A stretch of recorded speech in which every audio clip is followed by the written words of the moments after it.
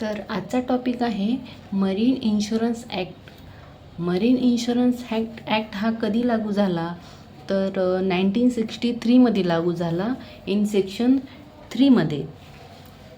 तर या insurance through नुकसान भरपाई म्हणजेच कंपेन्शन मिळतं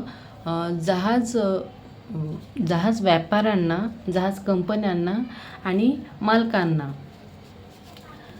केव्हा मिळतं? जेव्हा समुद्र प्रवासामध्ये त्यांना काही धोक्यांचा सामना करावा लागतो, जसं की वादळ येणं, अकाळी पाऊस पडणं, जहाज डॅमेज होऊन बुडणं, किंवा दोन जहाजाची टक्कर होऊन एका जहाजाची डॅमेज होणं किंवा तेही बुडणं, किंवा इंजनाच्या ऑइलची गळती होऊन ते जहाज बुडणं, किंवा माल वाहून जाणं, मालाचे नुकसान होऊन जाणं. या सगळ्या धोक्यापासून मरीन इन्शुरन्स ॲक्ट हा हेल्प करतो, त्यांना प्रोव्हाइड करतो त्यांची नुकसान भरपाई भरून काढण्यासाठी. तर याची आपण हिस्ट्री बघूयात. तर हा लॉ आपण इंग्लंड लॉकडून घेतला आहे. इंग्लंड लॉ हा कधी होता? 1906मध्ये होता इंग्लंड लॉ. आपण कधीपासून घेतला आहे? सिन्स 1963पासून घेतला आहे. आणि आता या लॉला 60 वर्ष कंप्लीट झालेली आहेत आणि अजूनही आपण हाच लॉ फॉलो करतो आहे. तर आपण याची इसेन्शियल बघूयात. इसेन्शियलमध्ये पहिला आहे इन्शुरेबल इंटरेस्ट, सेक्शन 7. ह्याच्यामध्ये असं सांगितलं आहे की जहाजाचे हार्मिंग किंवा डॅमेजिंग झालं किंवा मालाचे हार्मिंग किंवा डॅमेजिंग झालं तर त्याच्यामध्ये ओनरचा इंटरेस्ट असला पाहिजे. दुसरा आहे ओमा बेराई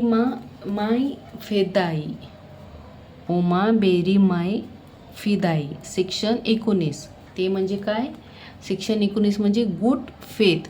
गुड फेथमध्ये असं सांगितलं आहे की बोथ पार्टीने एकमेकांना खरं फॅक्ट्स सांगितलं पाहिजे. विमाधारकाने विमा कंपनीला खरे फॅक्ट्स सांगितले पाहिजेत. ते म्हणजे काय?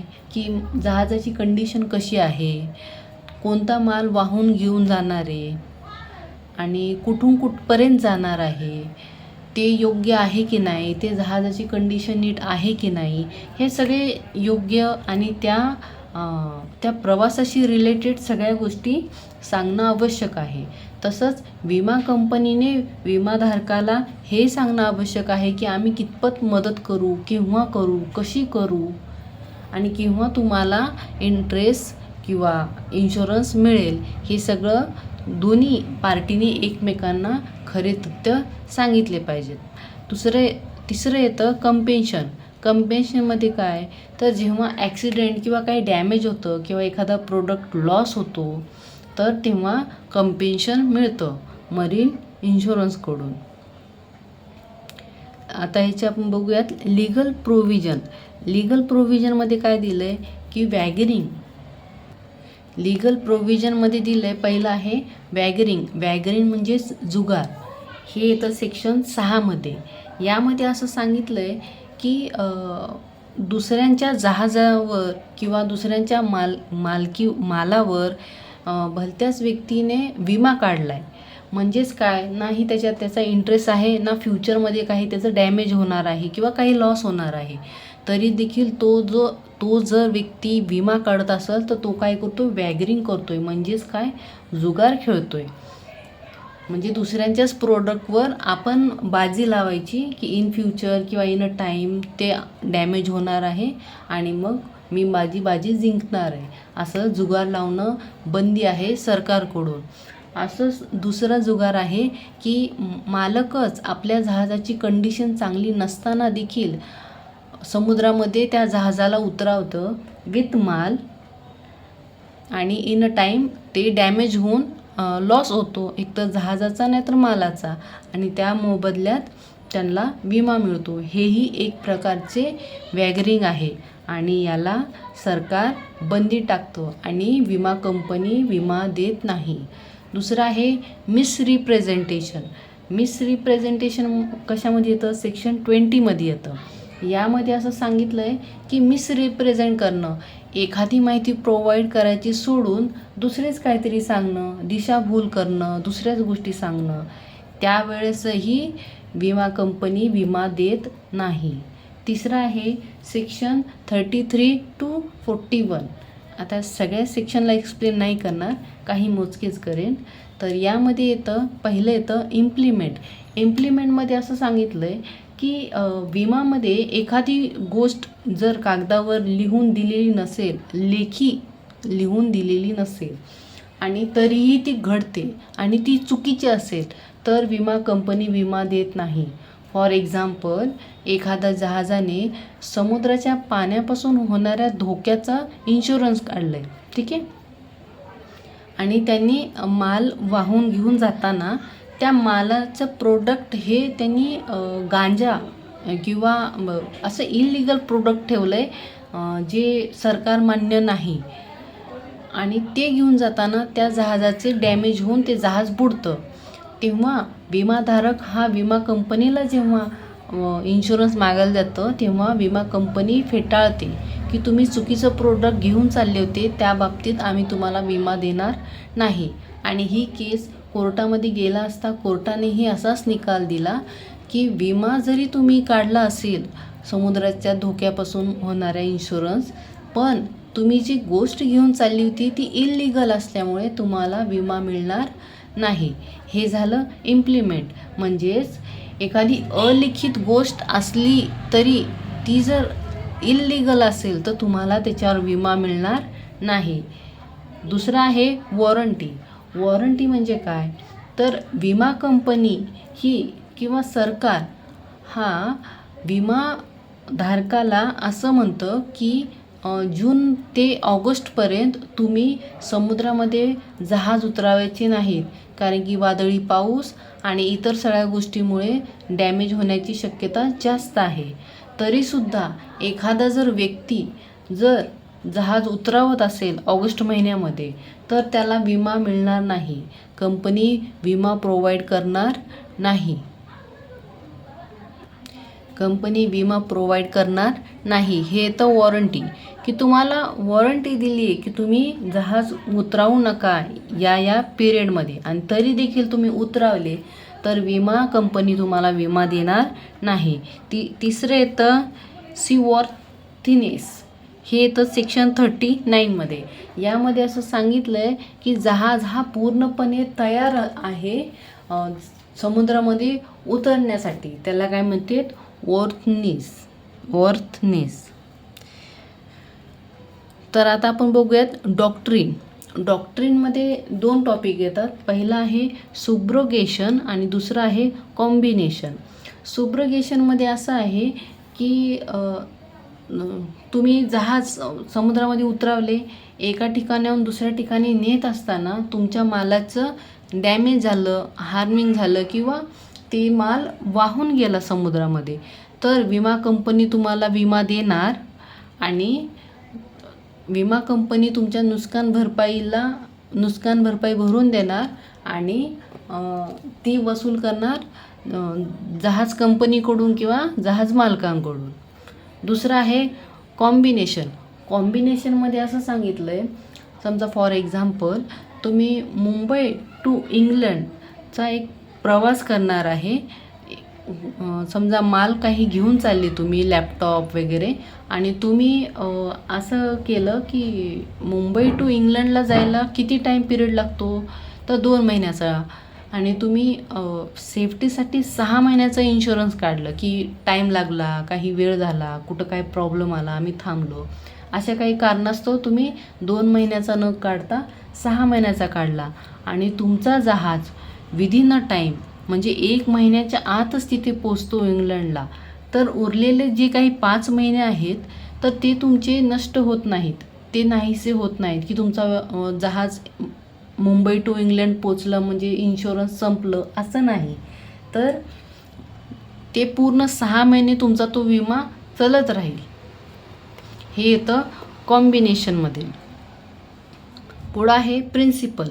प्रिन्सिपलमध्ये येतं गुड फेथ, प्रॉक्झिमा आणि रेमोटिव्ह. गुड फेथमध्ये हेच की तुम्ही एकमेकांना रिअल फॅक्ट सांगितले पाहिजेत, कोणते फॅक्ट्स लपवले नाही पाहिजेत, जहाजाची कंडिशन चांगली ठेवली पाहिजे आणि तुम्ही चुकीच्या गोष्टीवर इन्शुरन्स लावू नये, वॅगरिंग करू नये, हे येतं गुड फेथमध्ये. दुसरा मुद्दा आहे प्रॉक्झिमा. प्रॉक्झिमा म्हणजे जवळचे कारण, कंपेन्सेशनसाठी जवळचे कारण. फॉर एक्झाम्पल, तुम्ही काढलं आहे समुद्राच्या लाटामुळे किंवा समुद्राच्या पाण्यामुळे होणारे डॅमेज व तुम्ही इन्शुरन्स काढलं आणि जेव्हा जहाज समुद्रामध्ये मधोमध पोचलं असता मध्ये पोचलं असता तुमच्या जहाजाला छिद्र असेल आणि त्या छिद्रातनं समुद्राचं पाणी आत आलं आणि तुमचे मालाचं डॅमेज झालं, तर कारण काय आहे की समुद्राचं पाणी. मग तुम्हाला इन्शुरन्सचा लाभ होईल. आणि तिसरं आहे रेमोटे. रेमोटे म्हणजे दूरचं कारण.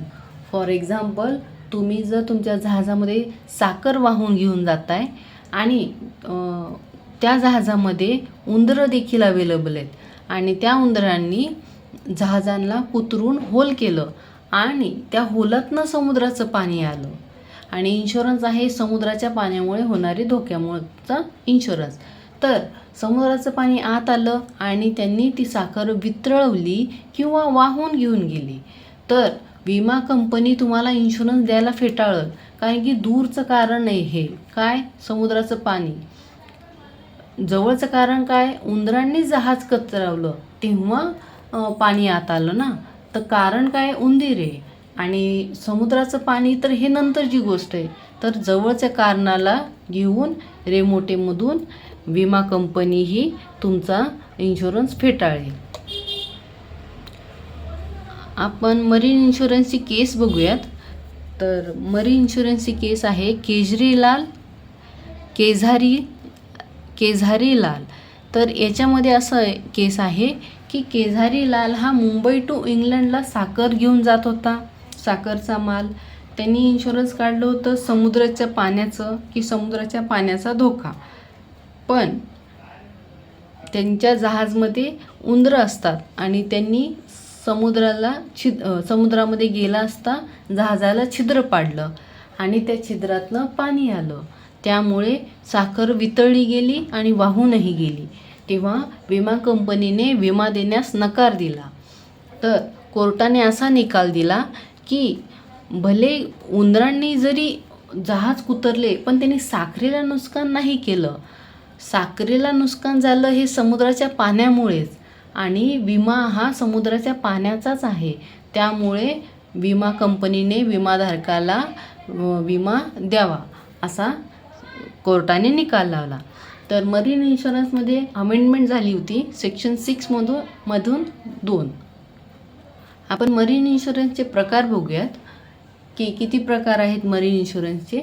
पहिला आहे हल म्हणजे जहाज मालकांसाठी हे उपयोगी येतं की समजा एखादा जहाज पाण्यामध्ये गेला आहे आणि त्या जहाजाला काहीतरी डॅमेज झालं आहे, त्यांचे पार्ट नष्ट झाले किंवा पुढचा नौका तुटला गेला किंवा जहाजामध्ये पाणी आलं आणि जहाज बुडलं गेलं, तर ह्याचा फायदा जहाज मालकाला होतो आणि त्यांना इन्शुरन्स मिळतो. पुढचा आहे कार्गो हा व्यापारी आयात आणि निर्यात करताना फायदेशीर, की जेव्हा प्रोडक्ट हे आयात किंवा निर्यात करता वेळेस त्यांचं माल हा समुद्रामध्ये वाहून जातो किंवा डॅमेज होतो किंवा खराब किंवा काही त्या मालाला घेऊन जे काही प्रॉब्लेम झाला तर त्या मालाचा इन्शुरन्सचा फायदा हा व्यापारीला होतो. तिसरा आहे फ्रेड हा इन्शुरन्स जहाज कंपनीला फायदेशीर ठरतो. ते कसं की समजा जहाज कंपनीने भाड्याने जहाज प्रोव्हाइड केलेत आणि ते माल वेळेवर पोचलाच नाही किंवा जहाजमध्येच बुडून गेलं, तर मालकी हक्क जहाज कंपनीचा होता ना, तर फायदा जहाज कंपनीला होतो. चौथा आहे लायबिलिटी म्हणजेच जबाबदारी. जेव्हा एक जहाज दुसऱ्या जहाजाला टक्कर देतं तर त्या दुसऱ्या जहाजाला झालेलं डॅमेज किंवा त्यांचं ते इंजिन गळतीने झालेलं समुद्राचं डॅमेज किंवा ते जहाज बुडलं तर ह्याची लायबिलिटी हे विमा कंपनी घेतं आणि विमा कंपनी थर्ड पार्टीला विमा देतं. तर मरीन इन्शुरन्सचे पॉलिसी आहेत वेळेनुसार. पहिली आहे वॉयेज, हे विशिष्ट प्रवासासाठी आहे, आणि दुसरं आहे टाईम. आता वॉयेजमध्ये कसं येतं की समजा मुंबई टू इंग्लंडच्या प्रवासासाठी काढलेला हा जर इन्शुरन्स आहे, आणि मुंबई टू इंग्लंडला जर एकदा जहाज पोचलं, समजा 1 महिन्याचा काढला इन्शुरन्स, पण ते जर पोचलं 2-3 दिवसात किंवा 15 दिवसात, तर विशिष्ट प्रवासापर्यंत तो पोचला की ते इन्शुरन्स नष्ट होतं, बंद होतं किंवा संपुष्टात येतं. आणि टाईममध्ये असं आहे की तुम्ही समजा 1 वर्षाचं काढलं आहे इन्शुरन्स, तर तुम्ही 1 महिन्यात पोचले काय, 6 महिन्यात पोचले काय, तुमचं 1 वर्ष कंप्लीट होईपर्यंत तो इन्शुरन्स चालू राहील. तर ही पूर्ण माहिती आहे मरीन इन्शुरन्स ॲक्ट 1963. तुम्हाला कशी वाटली मला कमेंट बॉक्समध्ये नक्की कळवा. काही चुकलं असेल तेही मला सांगा. थँक्यू.